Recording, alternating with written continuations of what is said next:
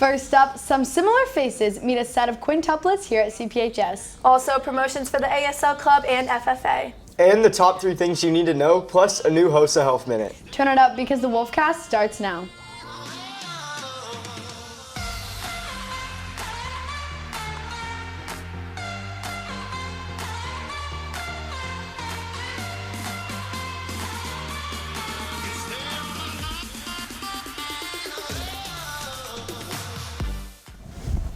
Good morning, Cedar Park, and happy Tuesday. I'm Abby Martinez, and I'm here this morning with Jack Polishik and Katie Wetmarsh.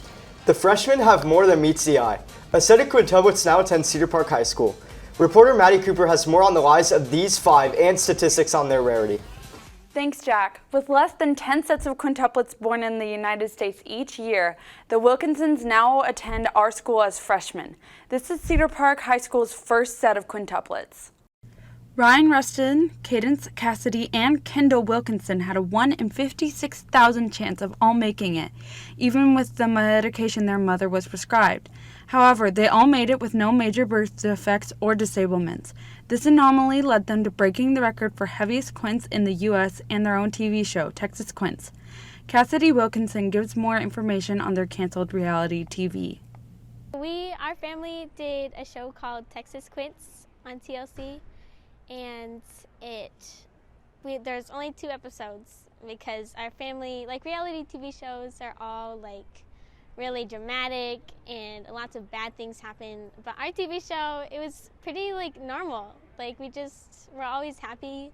Like our parents weren't getting mad at each other or anything. There was not much fighting. So they canceled it after 2 shows, but yeah.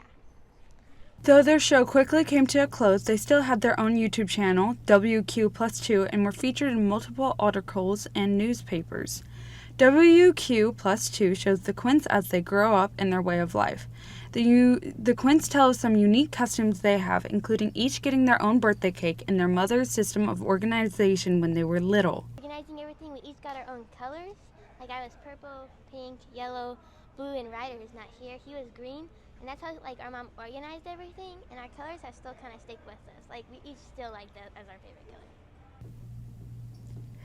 From colors to sharing to always having their back, these Quints have a well-organized way of life. Be sure to check their YouTube channel, WQ+2, for more information. Thanks, Maddie. Learning American Sign Language is growing in popularity, and the ASL Club is here for it. Although students can select to learn this language through a class, ASL Club provides opportunities for all students to further their knowledge about the language, deaf culture, and how society views deaf people today. The most important thing, I think, number 1 is expression, and then like respect. Like expression as far as like facial expression, just because hearing people aren't used to that. And then respect is like a major thing. So as long as you're respectful and you're trying to communicate with the deaf person, whether it's like gesturing, then that's like number 1. If you're interested in joining ASL Club, go to Miss Plata's classroom at 1019 during Den every other Friday. From raising animals, preparing students for future careers, and learning about agriculture, Future Farmers of America has taught students everything they need to know about being a successful farmer. FFA is an organization focusing on the promotion of agricultural information and raising future generations of farmers and agricultural scientists. The organization has branched out and focuses on future job skills and specific careers teams in agriculture. FFA Treasurer Jackson Cox describes what FFA represents and the variety of roles it can serve. FFA isn't just for people who are interested in farming, it's really for everybody. There's different activities that you can participate in, like leadership events as well as livestock competitions and even career development events. If you are interested in joining FFA, please make sure to enroll in agriculture next year and talk to Mr. Green or Mr. Russell. Now, let's bring in reporter Madeline Roberts for the top 3 things you need to know for today.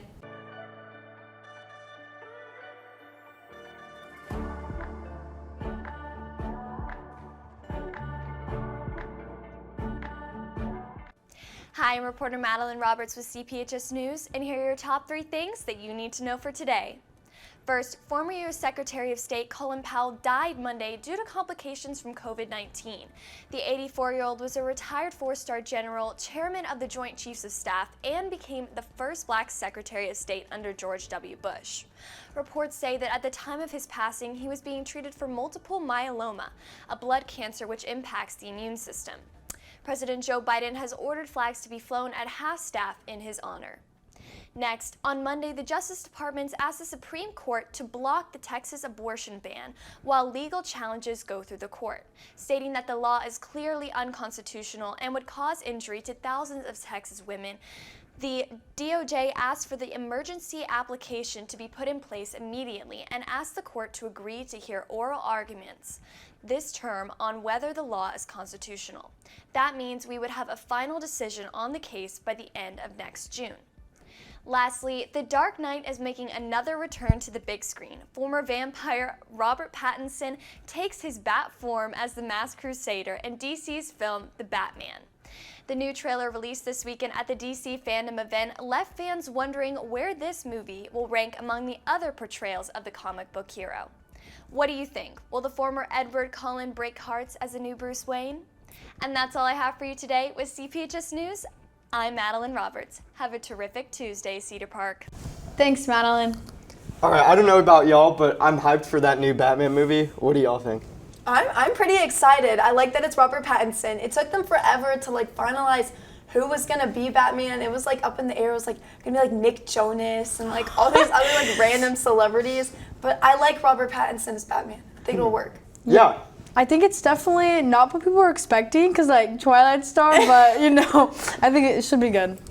When we come back, a brand new host of Health Minute, but first these announcements.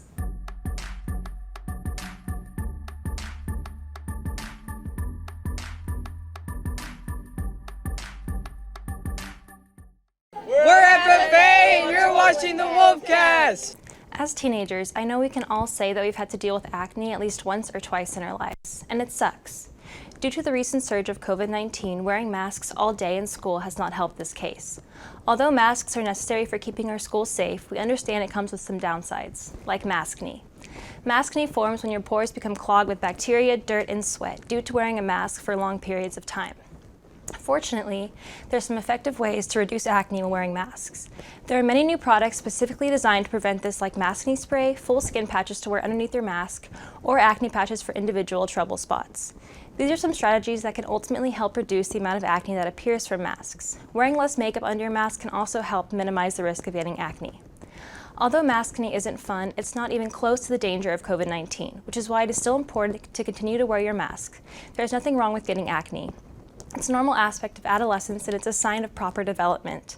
These are some tips to use if needed. For a happy, healthy Cedar Park with your host of Health Minute for today, I'm Haley Bowerman. Thank you.